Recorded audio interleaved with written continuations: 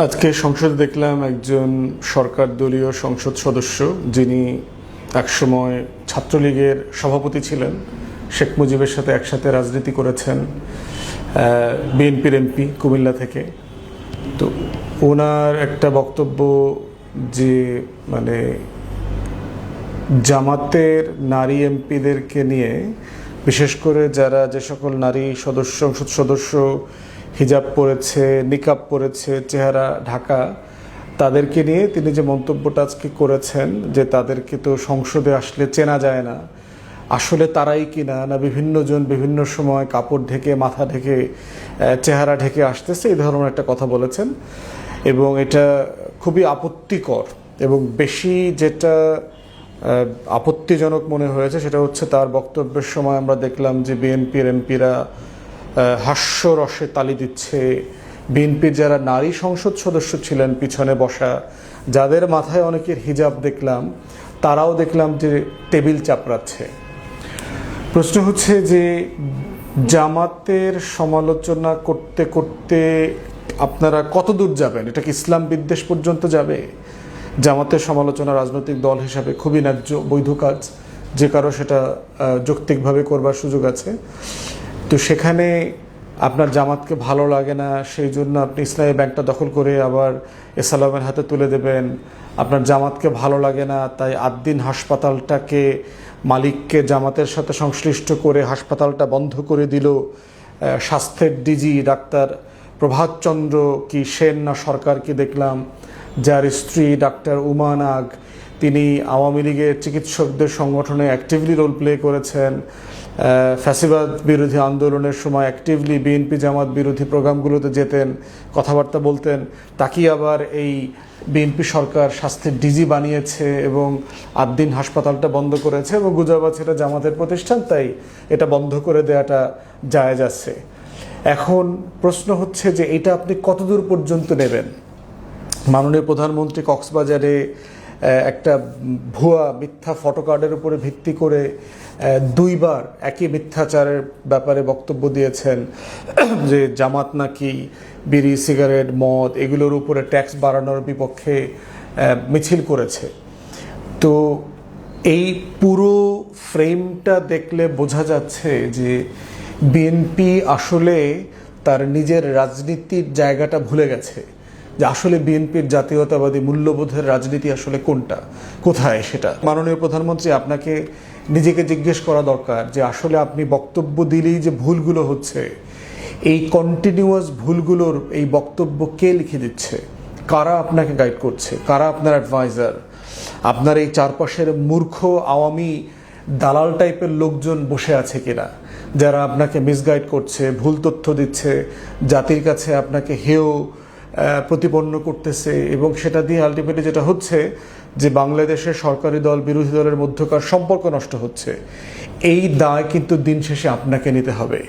আমাদের যিনি ভারপ্রাপ্ত ডেপুটি প্রাইম মিনিস্টার আছেন, যিনি সর্ববিষয়ে সর্বজ্ঞানী, যে মলম বিক্রি করছেন সংসদে এবং সংসদের বাইরে, এবং যেটা করতে গিয়ে তিনি কন্টিনিউয়াসলি মিথ্যাচার, মিসলিডিং তথ্য দিচ্ছেন, সংসদকে মিসগাইড করছেন, ক্ষমতার অপব্যবহার করছেন, সেটা কিন্তু কোনোভাবেই দেশের মানুষের জন্য, দেশের জন্য, রাষ্ট্রের জন্য কল্যাণকর হবে না, আপনার জন্য ভালো হবে না।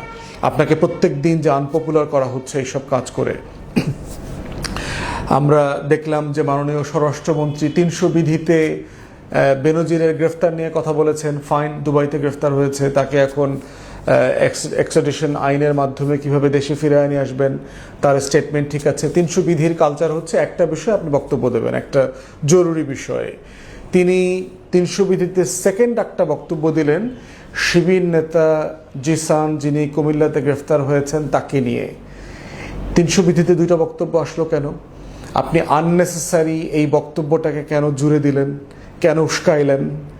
তাহলে এই যে পরিকল্পিতভাবে আপনারা আওয়ামী ফ্যাসিবাদের বয়ানের দিকে ঢুকে যাচ্ছেন, যে জামাতকে, শিবিরকে, ইসলামপন্থীদেরকে, 11 দলীয় জোট যেটা, ঐক্য যেটা আছে, এটাকে কন্টিনিউয়াসলি হিউমিলিয়েট করা, আন্ডারমাইন করা, এবং একই এমপি কুমিল্লার, তিনি বিরোধী দলের যিনি উপনেতা আছেন তার ওয়াইফকে নিয়ে কথা বলেছেন, যেগুলো খুবই অসুন্দর এবং রাস্তার বক্তব্য।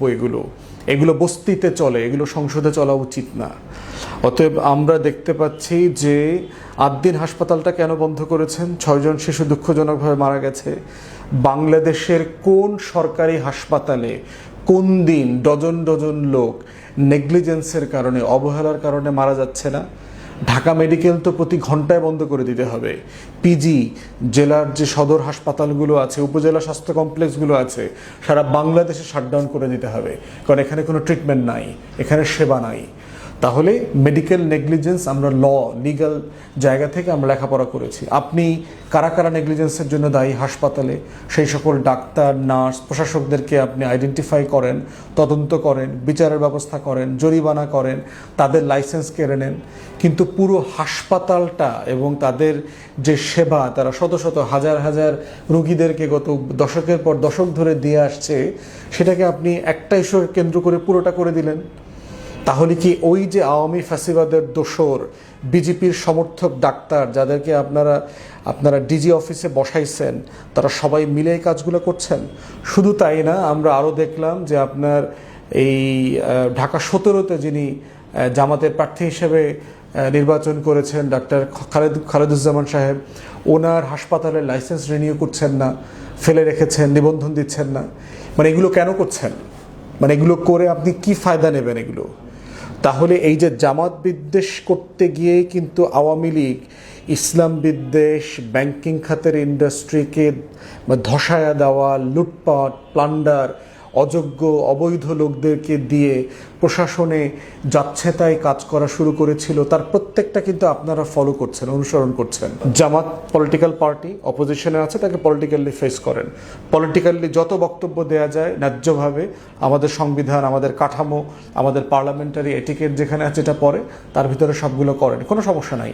আমরা রাজনৈতিক দল হিসেবে সরকারের সমালোচনা করছি, করে যাব, কিন্তু এটার একটা জায়গাতে আপনাকে লাইন টানতে হবে। যেখানে স্বাস্থ্য মন্ত্রণালয়ের দুর্নীতি নিয়ে আলাপ চলছে, যেখানে স্বাস্থ্য মন্ত্রণালয়ে ঘুষ লেনদেনের কথা আসছে, তাদের যে ইডিসিএল নাকি একটা ওষুধ কোম্পানি আছে, সেখানে এমডি নিয়োগ নিয়ে, সেটা নিয়ে আপনাদের কোনো আলাপ নাই, সেটা নিয়ে কোনো তদন্ত নাই। হামের টিকা নিয়ে বর্তমান স্বাস্থ্যমন্ত্রীর সফলতা ব্যর্থতা নিয়ে কোনো আলাপ নাই, তিনি তদন্ত কমিটি করতে পর্যন্ত রাজি হচ্ছেন না যে আসলে কি ঘটেছে। সেখানে আপনারা জামাতকে রাজনৈতিকভাবে মোকাবেলা করতে গিয়ে রাষ্ট্রের বিভিন্ন সেক্টরে হাত দিচ্ছেন। কুমিল্লার জিসান যে ছেলেটা, সাবেক শিবির নেতা, তার বিষয়টা একটা ফৌজদারি অপরাধ, আপনি তাকে ফৌজদারি অপরাধ হিসেবে ট্রিট করেন। তাকে রাজনৈতিক পরিচয় টানার দরকার কি?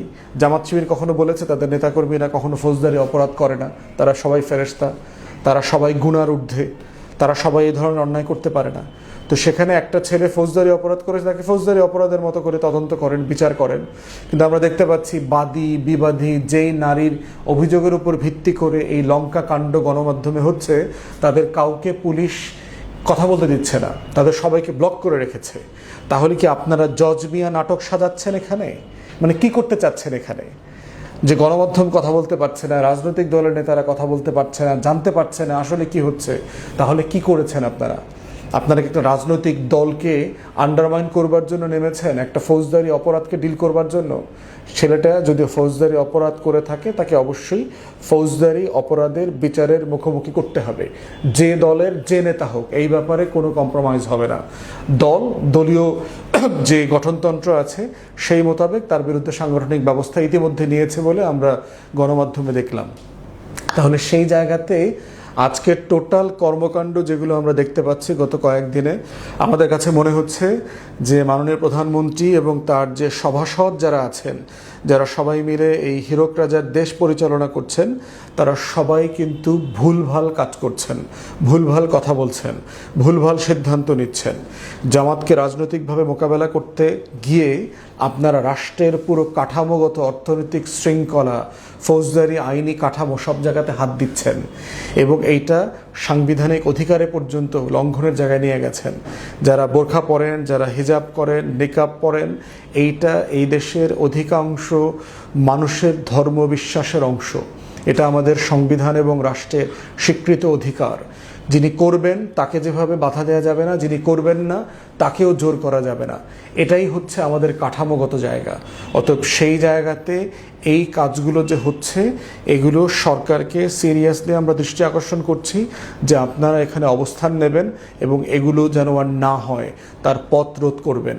তা না হলে দিন শেষে এইটা আওয়ামী লীগকে যেমন ছাড়ে নাই, আপনারা জামাতকে নির্মূল করতে গিয়ে রাজনৈতিকভাবে কিন্তু আপনারা বিপদের মধ্যে পড়বেন, ঠিক একই প্রসেসে যেটা আওয়ামী লীগ করে ফেল করেছে।